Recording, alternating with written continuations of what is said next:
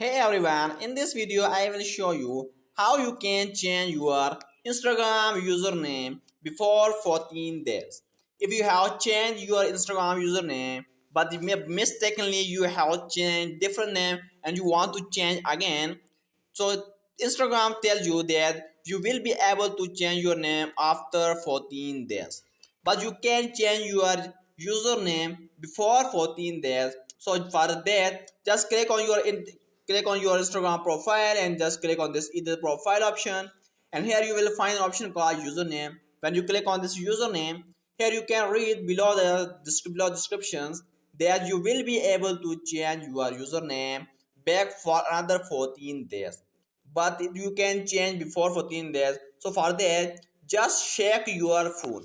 When you check your phone on Instagram, then the report a technical problem, just simply click on this report problem, just simply click on include and continue. So just write I have changed my username on Instagram and now I want to change again. By mistakenly I have put the different or wrong username. Now I want to change again. Just write some description and just simply click on send.